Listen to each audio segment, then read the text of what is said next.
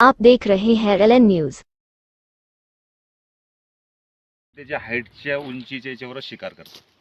2 ते 3 फुटाची उंचीची शिकार करतो. लहान मुलांना सांभाळायचं. बरं सर, पाणी भरणार जे आता जात आहे शेतकरी समजा समजा रात्रीच्या तुम्ही वेळेस, गाणं लावलं समजा तर कदाचित, त्याला बचाव करण्यासाठी काय काय उपाययोजना हा, करावं तर लागेल? त्याच्या उपाययोजना हेच आहे आपल्याला का बाबा आपण वाफाला हे करतो तर चालता फिरता थोडंसं खकारणं किंवा दांगडू करणं, हा हुकल, म्हणजे जेणेकरून त्या माणसाला हे होऊन जाईल, त्या बिबट्याला आभास होईल का कोणीतरी मनुष्य येतोय, तो आपली जागा चेंज करून टाकतो. तो काही तर कोणी माणसाचा भास होतोय बा, किंवा मोबाईलवरती गाणे लावणे. मोबाईलवरती गाणे लावलं त्याला असं वाटतं की कोणी एकपेक्षा 2 तरी माणसं जास्त आहे. भजन वगैरे कीर्तन लावतात, जसं की 4-5 माणसाचा आवाज येतो ना त्या भजन गाण्यामध्ये, तर असं वाटतं की 4-5 माणसं येतो, तो आपली जागा दिशा चेंज करून घेतो. तो तर शक्यतो आपल्या जनावर याच्यावर अटॅक माणसावर करतच नाही तो, कारण तिची शिकार मी तुम्हाला पहिलेच बोललो की ते 2 ते 3 फुटाच्या अंतरावरती तिची शिकार राहते. कदाचित त्याला अटॅक कधी होतो का माणूस चुपचाप बसलेला आहे आणि खाली वाकून काम करतोय, वाकून त्याला असं वाटतं काहीतरी शिकार आहे डुक्कर आहे किंवा कुत्रा आहे. 4 पायाची शिकार आहे ना तिची. 2 पायावर कधीच शिकार करणार नाही बिबट. 2 पायावर उंच जनावर असला कधीच नाही. एखादा बैलावर जेव्हा होतो ना अटॅक, तो बसलेला राहतो आणि झोपेल राहतो. त्यावेळेस तो पाठीमागून येऊन फाटका मारतो, जसं वळला जनावर का तो नरडा धरतो, आणि नरडा धरल्यानंतर काय होतं का त्याला रक्तच निघतो. तर हे रुमाल जे उपरणं मी म्हणलं, जसं का रात्रीच्या वेळेस तुमचं उपरणं द्या इकडं, तसं हा उपरणं आपण गळ्यात असं करून बांधतो, फक्त असं टाकत होतो. कदाचित समजा आपल्यावरती हल्ला झाला आणि त्यानं धरलं तर त्याची जबान इतकी सेन्सिटिव्ह राहते का तो लगेच सोडून देणार. वाचील का त्याला हे उपरण्यामुळे जबान कपड्याचा लगेच सोडून देतो. कारण आजपर्यंत जेवढ्या बी घटना झालेल्या आहे, ज्याच्या गळ्यात उपरणा, दुपट्टा, साडीचा पदर हे पूर्ण वाचलेले आहे. ज्याच्या गळ्यात नाही आहे ते समजा हे झालेले आहे, घटना झालेली आहे, अशा दुर्घटना झालेल्या आहे. त्याच्यामुळे हा गळ्यात उपरणं वगैरे रात्रीच्या वेळेस जेवणाचा डबा वगैरे शेतात नेला चालतो का, काही वासना वगैरे जेवणाचा डबा नाही. मग आपल्याला शेतात जायचं समजा, प्राणी मांसाहारी प्राणी ना, मासा आणि प्राणी आहे, त्याच्यात काहीच संबंध नाही आहे.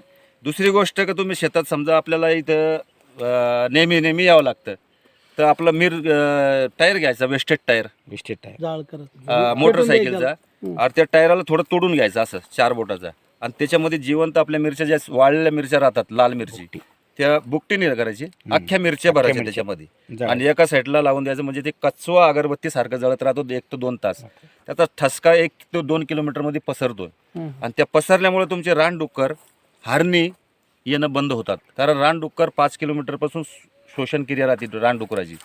म्हणजे आपण काहीतरी मक्का पेरली, काहीतरी पेरलं समजा, त्या वासाने ते रानडुकरं येतात, आणि रानडुकरामुळे काय होतं, हा पाठीमागं त्यांच्या शिकारीसाठी येतो, खाद्यासाठी. त्यांच्या रानडुक्कर किंवा कुत्रे, भटकी कुत्रे यांच्यासाठी हा शिकारीसाठी येतो, आणि त्याच्यामुळे तो जवळ येतो.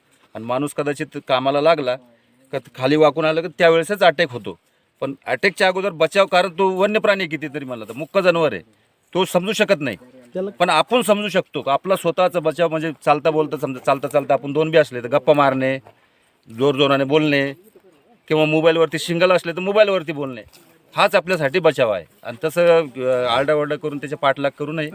दिसलं ताबडतोब त्याच वेळेस कळवायचं की बाबा अशी घटना झालेली आहे, आपल्या इकडे कधी वन्य प्राण्याची काही शिकार झाली, त्याच वेळेस आम्हाला तात्काळ सांगा. त्यावेळेस आपण ट्रॅप कॅमेरे वगैरे काहीतरी असे लावू शकतो. कारण पिंजरा लावले शक्य राहत नाही, कारण पिंजरा लावल्यानंतर नागपूरला त्याचा प्रस्ताव पाठवावा लागतं, आणि नागपूरला पाठवल्यानंतर तिथून जेव्हा परमिशन येईल, त्या ठिकाणी काय घटना झाल्या याच्यावर विचार केला जातो शासनाचा, आणि त्यावेळेसच ते आपल्याला परमिशन देतात. परमिशन दिलं तरी ते जोपर्यंत पिंजरा त्या ठिकाणी ठेवलेला आहे, शेतकरीला वावरता येत नाही, काम करता येत नाही.